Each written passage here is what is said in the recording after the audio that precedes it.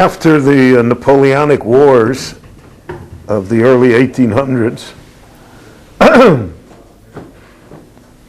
and after Napoleon was defeated, excuse me, and Europe was divided amongst the victors, the Jewish situation in Europe changed radically. In Eastern Europe, Russia now came to control a great deal of Poland. There was a Polish partition. Poland was divided between three countries: Prussia, Russia, and Austria. It was not an independent country.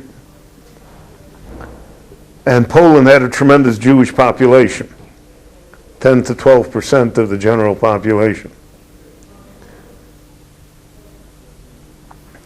The Russians also controlled the Baltic states, Lithuania, Latvia. And the Tsars were bitterly anti-Semitic because of their tradition of Russian Orthodox Christianity. And they were faced with a problem that always confronted the Russian rulers, and that is what to do with the Jews. The idea of letting the Jews alone never entered their minds. And the Jewish community in Eastern Europe became radicalized because of the problems of life that were imposed upon the Jewish society by their Russian masters. In 1848, when you had these socialist revolutions that burst out throughout the world, there was no revolution in Russia, but the ideas of Marxism and the ideas of revolution, anarchy, were very strong in Russia, because Russia was still a primitive country. It was the last major country in Europe that still had feudalism. It would not be until the 1860s that the serfs would be freed and be able to leave the land of the landowner, of the master. It's almost the same time that the Emancipation Proclamation occurred in the United States that freed the slaves. And the serfs were little more than slaves.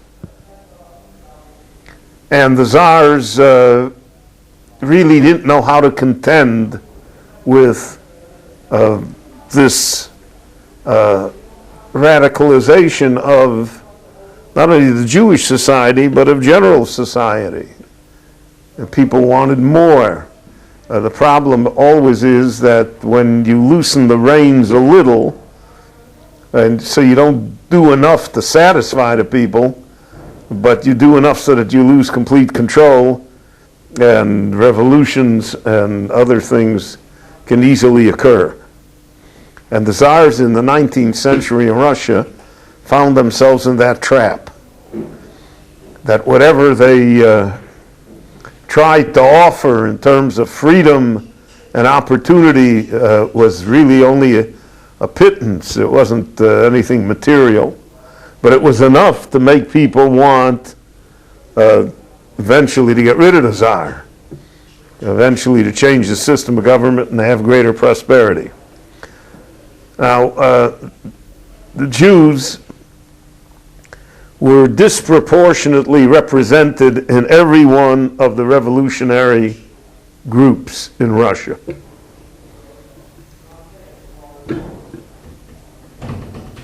As Trotsky himself said, not all Bolsheviks are Jews, but many Jews are Bolsheviks. why did the Jews like the ideas of Marx and these? What was its appeal? And it remains sub rosa. It still remains an appeal today to certain sections of the Jewish world. Well, first of all, it was a messianic utopian ideal. It was a way to solve all the problems at one time. And people like that approach, especially Jews, who are trained to believe in a Messiah, who are trained to believe in a utopian world, and therefore someone comes along and offers them the Messiah, someone comes along and offers them the utopian world, and they're more than willing to listen and eventually to buy into it. Now, the idea of Marx that there would be capitalism would be developed to the fullest, and then it would be followed by this revolution, and then socialism, and then communism, and then after that you have this great era when everybody is rich, nobody is poor, everybody is equal, no one is discriminated against, everyone is peaceful, there are no more wars. I mean, that's a wonderful world. That's a world that people would ascribe to very easily. And therefore, the promise of such a world found great favor in Jewish eyes. It also found a resonance in the Jewish soul because the Torah provided that the laborer should be treated equitably, fair, well, should not be exploited. The Torah also provided that the poor should be taken care of, that people should not be abandoned. So much of the moral fiber of this leftist movement really had its antecedents, its roots in the Hebrew Bible and in the ideas of the Jewish people. And therefore you had this combination of two Jewish ideas, so to speak. Number one, the messianic utopian era that's going to solve all problems. And number two, the idea of fairness and equality and of being paid a decent wage and of not being exploited. These two ideas united. And it became part of Jewish life.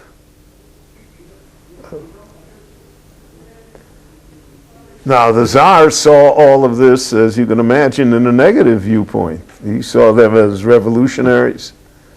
There were also many Jews that were anarchists. I don't know how to put it nicely, but, you know, Jews love anarchy. See how this country is run. It's a combination of everybody does their own thing with a million regulations on top of your head. But the idea of anarchy was that nobody can tell me what to do. No government is the best government. And that people somehow, if left on their own, without government whatsoever, then we would, it's a utopian type of idea. You get rid of all forms of government and somehow everything's going to come right. Everybody will be able to live together and no one will take advantage, etc., etc. A pipe dream, an absolute fantasy. Unrealistic. But all utopian ideas are unrealistic. And all utopian ideas are based upon the fact that somehow we're going to change human nature. Human nature there's an override on human nature.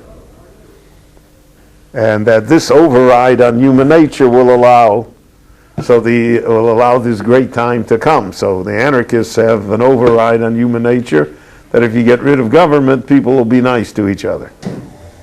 Nobody will take advantage. And the Marxists had this idea that the imperatives of the economic situation will override the reality of human behavior, and that eventually everything will come right, etc. So the anarchists were violent. They were not only were violent in Russia, they were violent in the United States, they were violent everywhere. In the United States you had the group the Wobblies, the original labor unions, which were anarchists. So they were terrorists in our terms today. Threw bombs into crowded places, assassinated people whom they felt were enemies of the people. Presidents of the United States were assassinated. McKinley. All sorts of wild things. And it's all permissible because we're doing it for the great cause. And the great cause is always worth everything. So you can kill and maim and destroy, you can do whatever you want because of this messianic utopian idea that somehow you're going to bring the world into this marvelous paradise of behavior. So in Russia, the Jews were subjected to very, very terrible decrees by the Tsar in his attempt to solve the Jewish problem. His attempt to solve the Jewish problem was stated by one of the prime ministers of the Tsar, who said that the solution was 1/3 immigration, meaning 1/3 of the Jews should leave Russia, 1/3 assimilation, meaning 1/3 of the Jews should convert to Christianity, 1/3 extermination, 1/3 of the Jews should be destroyed. To compound the problem, the Jewish population in Russia exploded in the 19th century. From about 2 million in 1800, by 1900, there were close to 7 million.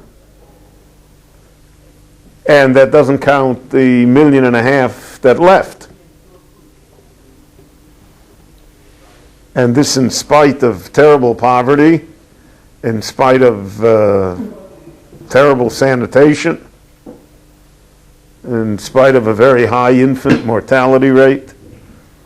In Eastern Europe, 1 out of 5 Jewish children did not live to the age of 5.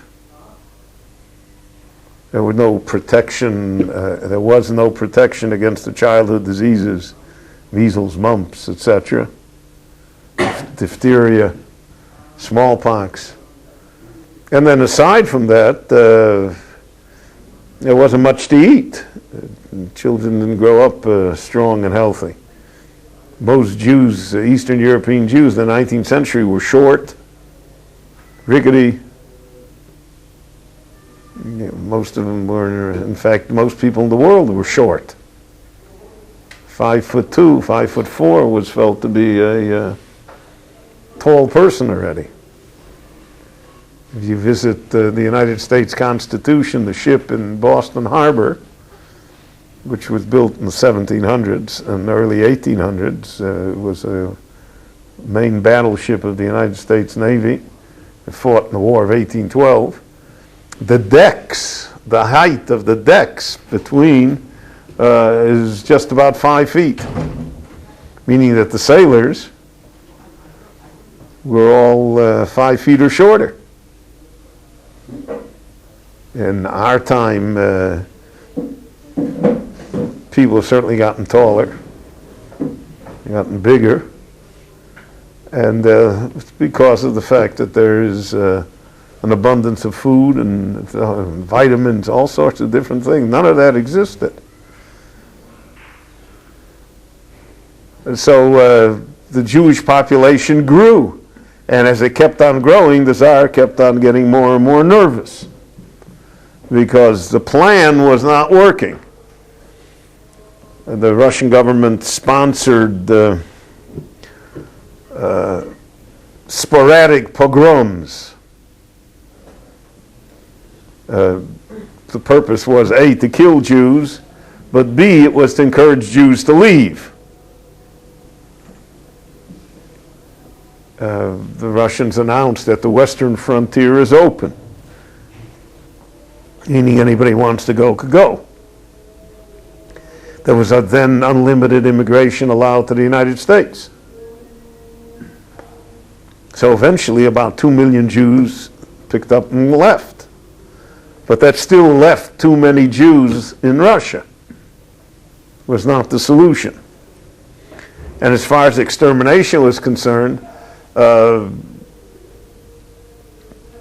effective genocide would probably have to wait until the middle of the 20th century. And Hitler was able to get rid of 6 million in one shot. But that was already employing modern technology. And it also was something that morally wasn't imagined. For instance, in the great pogrom in Kishinev, the beginning of the 20th century, so that I think there were 42 Jews that were killed. The whole world went in an uproar because 42 Jews were killed. 42 Jews today don't really counts for very little, and in the Holocaust it wasn't even a notation in a notebook. It didn't count for anything. In fact, America under President Roosevelt, Theodore Roosevelt, threatened to break off diplomatic relations with Russia because of the Kishinev pogrom.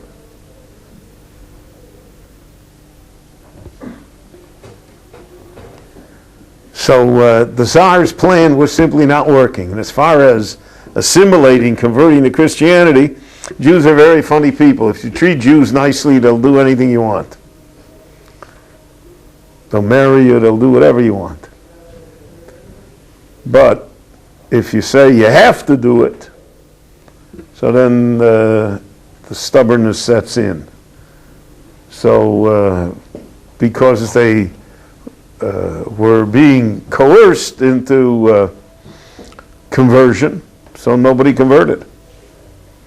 I shouldn't say nobody converted. There were always a few hundred conversions a year, which were highly advertised and valued by the Russian authorities, but a few hundred people a year out of millions and millions really counted for nothing.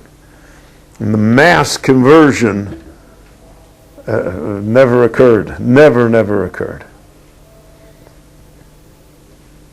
Those that did convert, it was the upper crust of the intelligentsia to a certain extent, who converted not out of sincerity or out of belief, but simply out of the fact that it got you a good job in a university, it advanced your career, it enabled you to escape from the shtetl. So those were very pragmatic reasons, but they were not reasons that would necessarily produce good Christians.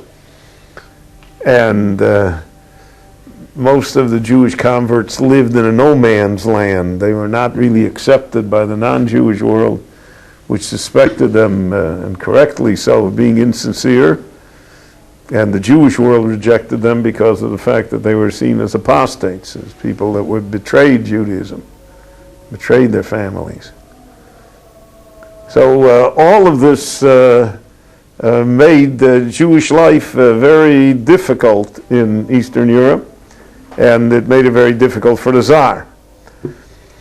So beginning with Alexander I at the beginning of the 19th century and continuing throughout the entire 19th century, there were special decrees passed against the Jews.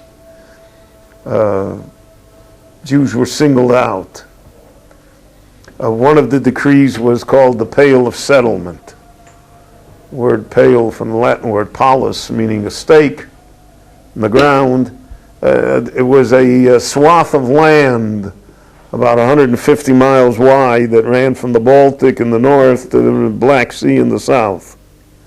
All Jews had to live within that, within the perimeters of that Pale of Settlement. And in order for a Jew to be outside, he had to have special pass. He had to have a special permission. And Jews were not allowed to live in the big cities. St. Petersburg, Moscow. This Pale of Settlement brought Jews into economic ruin, which maybe perhaps was its full intent, because of the fact that you had so many people crowded into such a relatively narrow corridor. You had nobody to do business with. The land was not fertile. Jews were banned from many, many professions. Jews were not allowed to enter university unless they converted. So it's a place of no opportunity, and of really, this is a jail. It's like having the wall on both sides. Now, there were wealthy Jews that were able to buy their way and live in large cities. In St. Petersburg, so if you go today to St. Petersburg, you can still see the great synagogue of St. Petersburg, which was built towards the end of the 19th century. And you can still see the plaques on the seats in front of the great wealthy Jews who built this synagogue and who attended it, foremost of whom was the Baron Ginsburg, Baron Horace Ginsburg, who was one of the wealthiest people in Russia, and was a representative of the Jewish people, so to speak, to the Russian authorities. And he really wanted to assimilate the Jews into Russia. But you had other wealthy Jews as well throughout Russia, and they lived in the cities. And they fostered this type of assimilation. They worked together with the Russian government. And they were well-meaning because they thought they're doing their fellow Jews a favor. Didn't turn out that way. So the Jews were confined in this Pale of Settlement. There was a second decree regarding taxation. Jews were taxed prohibitively and discriminatorily to pay a head tax, and the Jewish businesses especially suffered from special taxation. And the Jews were in the liquor business, schnapps. They produced liquor, and they sold it, and they ran taverns. And it was a traditional Jewish area of economic activity. And the Russians are noted for their alcoholism. I don't know what it is today, but in the time of Gorbachev, he released figures showing that 1/3 of all Russian males over the age of 35 was an alcoholic. The guy that did the survey probably also was drunk, so maybe the figures are not necessarily that accurate, but Gorbachev has pointed out that on any given day, close to 40% of all the workers didn't show up because of the fact that they were drunk. And drunkenness brought with it other things, wife beatings, abuse, violence. Life expectancy. And it lowered the person's health and life expectancy. And it's a terrible addiction.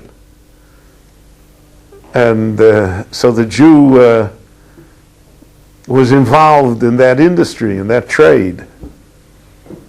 And because of that, therefore, this industry was taxed very severely, as it is in every country in the world today. There still are liquor taxes are high. I mean, that's what the whole deal to buy liquor in duty-free shops is to avoid paying 40, 50, 70% sometimes of tax on the price. just as tobacco is also taxed very high.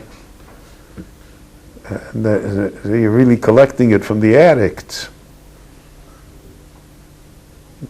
So it's a screwy system. But the Jews were involved very, very heavily. And later Jews were involved in tobacco as well. Some of the largest tobacco companies in Poland were owned by Jews. At that time, no one was really aware of the true medicinal harm that tobacco does to a person. In fact, tobacco was originally advertised as being healthy, as an aid to digestion, something that cures sicknesses.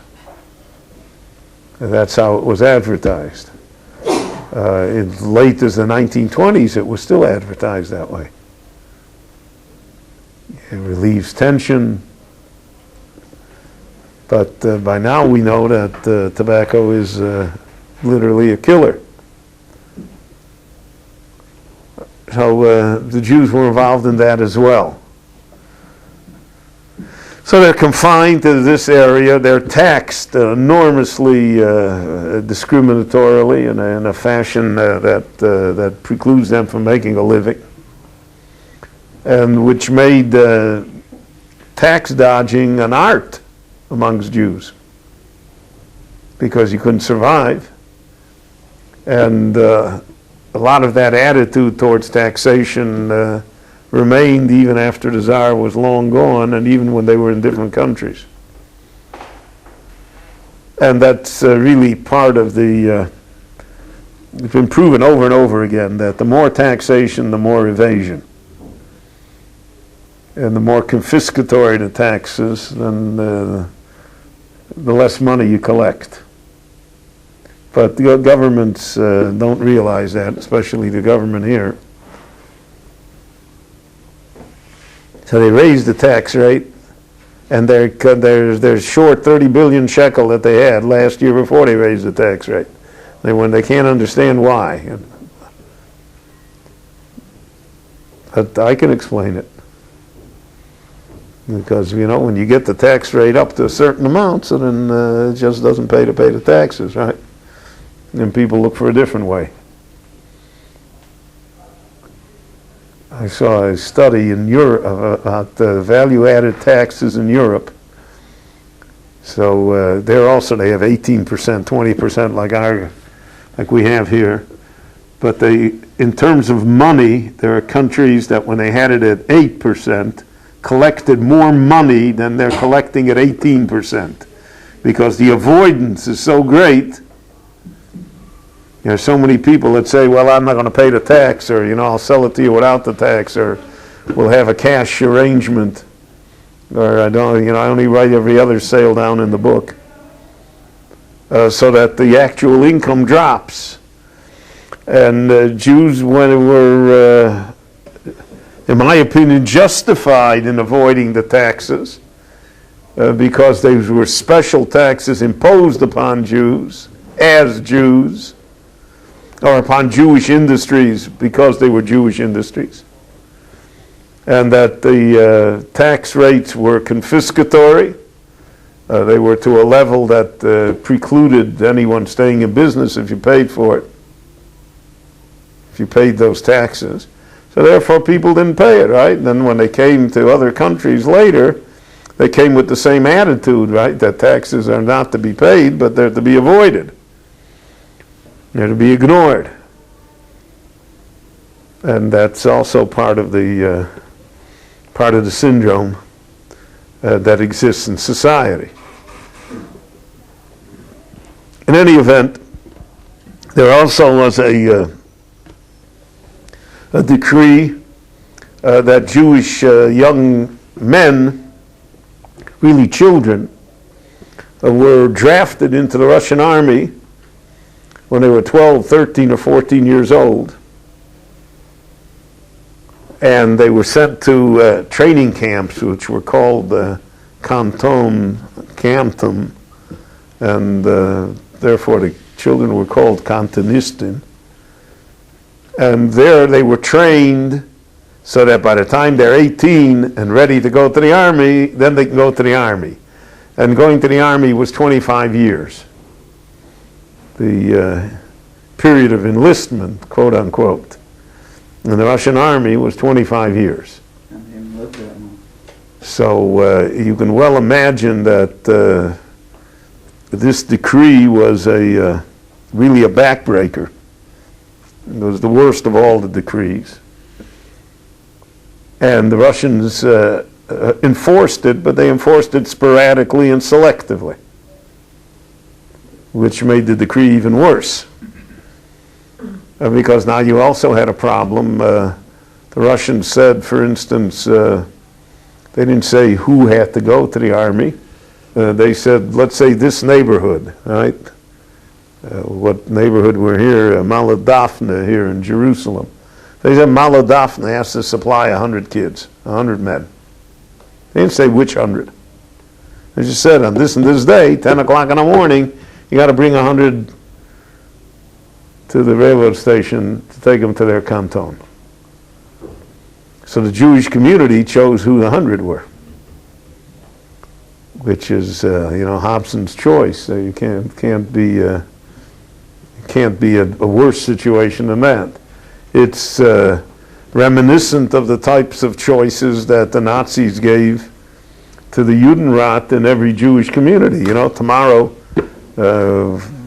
send 10,000 people to the railroad station to be shipped away. But everybody else will be protected. So then they had to pick the 10,000. And as you can well imagine, there were many communities where the rabbis insisted that the children be drawn by lot, by a goral. But there were many communities where that did not happen. And so therefore, who went? The children of the poor, the orphans, the lower class, because the upper class always had enough influence and money to buy their way out. And even to buy it out, once the child was sent to the police station to be brought to the canton, you could always bribe the police officers to look the other way, and they took the kid back. But if you were poor, you couldn't do that. And also, the rabbis' children were almost always exempted, and the shochet's children were exempted, and the president of the community, his children were exempted. I say all of this because it gives you a background as to why there arose a great enmity between classes in the Jewish people, an enmity which still exists today. And since in Eastern European Jewry in the 19th century, orthodoxy was the establishment, the leaders of the community. So therefore there developed a great resentment towards that leadership, towards the rabbinate, towards the people that were supposed to be the representatives of Torah, the public servants, etc. A great resentment occurred simply because of the fact that, God forbid my child went and yours didn't. And if we'll think about it, part of the problem that exists here in Israel today is also that problem, is that my son goes to the army and yours doesn't. And that's a very, very difficult emotional chasm to bridge. And therefore there was already a great deal of enmity within the Jewish world in the 19th century in Eastern Europe, enmity towards rabbinic leadership, really towards the establishment. And this dovetailed with the ideas of revolution that I mentioned before. So that part of the revolution was to throw out the leadership of the Jewish community, not just overthrow the Tsar. And I think that that will also help us understand what happened in early 20th century land of Israel when many of these Eastern European people came. What was their attitude? What was their attitude towards rabbis, and what was their attitude towards Torah and Jewish observance and Jewish life? It was all colored by what had happened there in Europe. And because of that, the society here was developed the way it was developed, instead of being developed in a way that perhaps could have guaranteed a more peaceful, harmonious, traditional, unified Jewish society. So in any event, you had these decrees, these terrible decrees. And the Jews attempted to get around the decrees in a number of ways. One way, there was a time-tested tradition amongst Jews, was to corrupt the local official. In other words, they couldn't do anything with the Tsar, and they couldn't do anything with the leaders, the ministers in St. Petersburg, but in order for it to be enforced, it had to be enforced on the local level. And on the local level, they could corrupt people. They could pay them off. And they did so on a regular basis, which also developed within the Jewish world a tolerance towards corruption, because corruption became a necessity. There would be no other way to. So, if, for instance, if people wanted to do business outside the Pale of Settlement, so they paid off the local police officers who didn't really, look the other way, and they let them cross. Let them go, let them smuggle. Or as I mentioned before, you could take children out of the clutches of the police by corrupting the police officer. So everything became corrupt. And the terrible thing about corruption is that it corrupts not only the one that takes, it corrupts the one that gives too. No less. And therefore you have also this entry into Jewish society of justified corruption, so to speak, because they had no other choice. But justified corruption is also corrupt and eventually takes its toll. And when it's habit forming, so then you really have a problem. And then many times it was exported, wherever the Jews went, this idea went with them too. That the way to deal with problems was simply to corrupt the officials. On a higher level, on a higher plane, the Jews attempted to negotiate with the authorities, with the ministers of the government. It was especially the two Jews that were most responsible for this were Rabbi Yitzchok of Volozhin, the son of Rabbi Chaim of Volozhin, the head of the yeshiva in Volozhin, and the Tzemach Tzedek, the third Lubavitcher Rebbe. And they two together spent a great deal of time and effort negotiating with the Russian government to ameliorate decrees.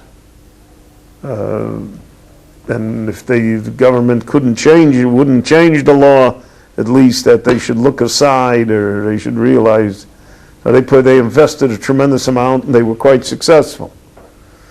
The main struggle was regarding Jewish education, that the Russian government wanted to change the Jewish school system, modernize it, so to speak, that it should really produce Russians and not Jews.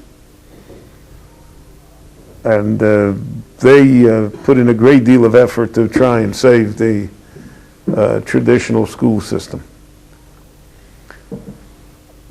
The other way to operate, so you had corruption on the lower level, you had negotiation on the ministerial level, And then you had outside diplomatic pressure on the top level of the government, on the Tsar himself.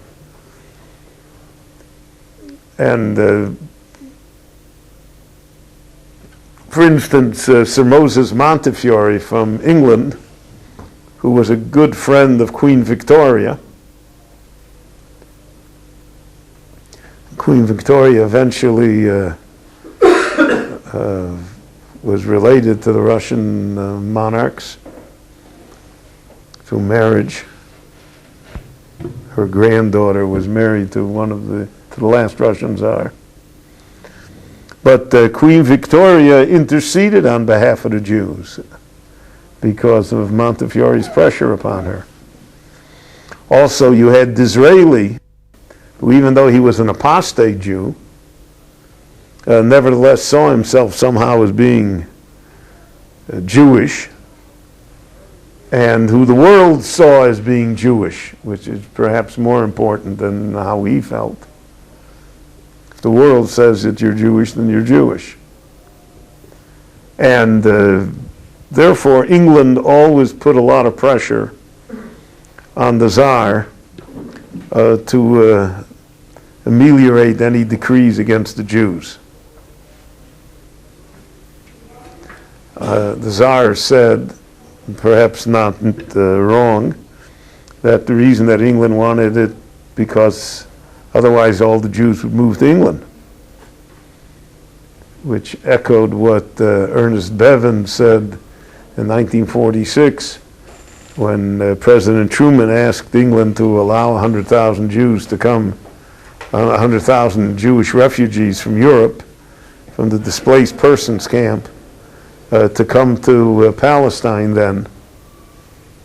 And Bevin said that's because he doesn't want them in New York. So here they said, well, the English don't want them in England, and therefore they want us to make living conditions better for the Jews, so the Jews won't leave and won't come to England. What is really interesting to note is that when Theodore Herzl testified before the British House of Parliament on the question of Zionism, one of the arguments that he used was just that argument. He said, if we don't have a place to go, we'll have to come here. And you don't want that to happen. So therefore, if you'll support us in our demands to have a homeland in Palestine, so then you'll save the trouble that there won't be Jewish immigration to England. And that struck a very resonant chord within the British parliamentarians. Yeah, so to us, it sounds a little uncouth to say these things. But in the 19th century they were said quite openly. But as many as Jews that came to England, Jews really were not interested in England. Jews were interested in going to the United States. In fact, many Jews that ended up in England and Ireland thought they were in the United States. They were at the mercy of unscrupulous sea captains. So they told them they're charging them for a ticket to New York, and they let them off in Southampton or let them off in Ireland. And they thought for weeks or maybe months, they thought they were in the United States. And most of them stayed in England, or stayed in Ireland. But the idea of somehow escaping, that was always part of the Jewish psyche regarding living in Eastern Europe. Now, what happened was that because when the Jews who came to the United States rapidly assimilated, for various reasons, we'll talk about that in a separate lecture, what happened to the immigrants when they came here. But basically speaking, Jewishly speaking, they fell apart. The United States had a 6-day work week, so everybody had to work on the Sabbath. And they would say, if the boss would say, if you don't come in on Saturday, don't come in on Monday. The initial shock of American civilization was something they couldn't get over. So what happened is that America acquired a bad name in Eastern Europe. A bad name as far as religious observance was concerned. But it acquired a great name as far as opportunity was concerned. It became the golden in Medina, the golden state. A state where everything was possible. Where your son could become a doctor. Where you could make money. Where even though there was discrimination, there was not persecution in the sense that existed in Russia. So these reports filtered back to Eastern Europe. So the rabbis and the religious community said, how can we allow anyone to go to America? You see what happens. You go to America, you lose the ability to be a Sabbath observer, you lose the ability to observe mitzvahs, you're gone. It's forbidden to go to America. And the other side said, look, in America, you have a chance to be, you can own a movie studio, you can do whatever you want.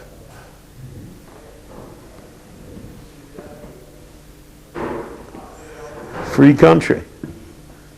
So you had these two conflicting trends, and the trends lasted until the Holocaust. And so when you look back, and you'll say, well, why didn't more Jews go to America? Well, first of all, America's the immigration laws changed. It was no longer the wide open, free immigration into the country. After the First World War, immigration was really closed down pretty much. But aside from that, you had a natural restraint, because if you went and you asked, most people left without saying goodbye to their rabbi. The Chassidim left without saying goodbye to the Rebbe, because they knew if they went to say goodbye, you would tell them, why are you going?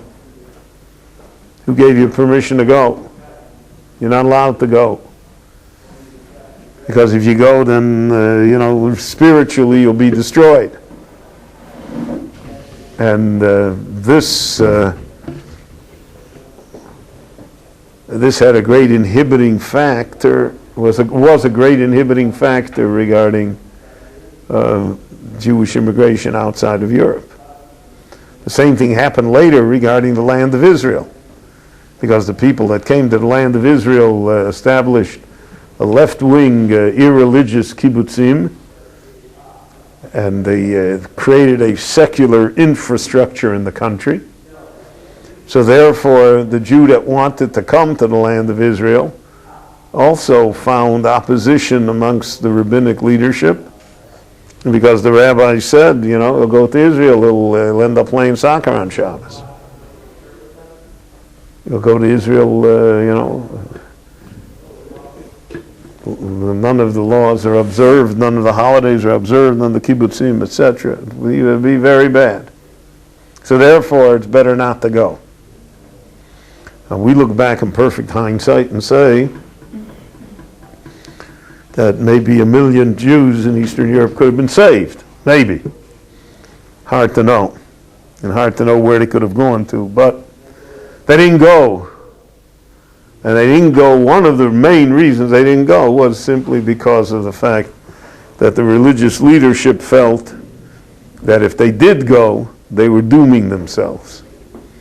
They were creating for themselves a spiritual society that would consume them. Now, who's to say who is right or who is wrong? Secular Jews also didn't leave. But the vast majority of Jews in the Eastern that the Holocaust destroyed were the religious Jews, not the secular Jews. Probably 2/3 of the 6 million were religious Jews. So that played a role. It certainly played a role, the absence of any rabbinic encouragement. So you really had a stalemate in Jewish life. Stalemate between them and the Russian government. Neither side could prevail. And this could have gone on for a century or maybe even longer if it were not for the intervention of World War I and the Communist Revolution, the Bolshevik Revolution in Russia, which changed all the rules. But originally the Jews felt that they were going to hang on in Eastern Europe, and that all attempts, so to speak, to modernize them and to bring them, etc., would be resisted. Because the ultimate aim of the Russian government was not to modernize the Jews, it was to convert the Jews. It was to make the Jews Christians. The Romanov Tsars were fanatical Christians, Russian Orthodox Christians, and they believed that Russia was Holy Mother Russia. And it was Holy Mother Russia because of the fact that it was Russian Orthodox Christianity that ruled the country. And therefore, they were not willing to swallow the Jews. They weren't willing to say that the Jews have a right to live here and to prosper, etc. And this attitude, as I mentioned at the beginning here, radicalized the Jews themselves. Jews began, if emigration was not possible, and if there was no amelioration of the situation, then the only thing to do was get rid of the government, get rid of the persecutors. And therefore more and more Jews joined revolutionary parties. More and more Jews were willing to take violent means to overthrow the government. And on a pretty regular basis, the Tsars suffered assassination or attempts of assassination on their lives. And Nicholas's father was blown up, somebody threw a bomb into the carriage. And you had a whole history of violence against the Tsar, and Jews participated in it because they wanted the Tsar overthrown because of his treatment of them. This created the myth within Russia, fortified by the Tsars, that all revolutions are because of the Jews. And all revolutionaries are Jews. And that therefore the Jews not only are a different people, a different religion that's hard to assimilate within us, the Jews are enemies, the Jews are spies, the Jews are traitors to Russia. And the famous protocols of the Elders of Zion, this anti-Semitic screed that's spread throughout the world and is now on Egyptian television, was a forgery of the secret police of the Tsars, meant to somehow increase anti-Semitism against the Jews. But the problem was you could increase the anti-Semitism, then what did you do? What happened then? They still had no solution. Hitler was the only one who had the solution. Stalin had also a solution. Stalin died before he could put it into effect. Stalin at the end was willing to take all the Jews of Russia and ship them to Siberia and let them all die in the Gulag. But he died before he could effectuate that. But because the Jews were the revolutionaries, and because the Jews were with these parties, so they were under eternal suspicion from the Tsars.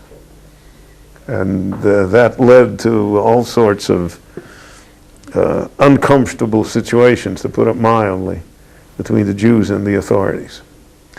Okay, so next time we'll talk a little more about this.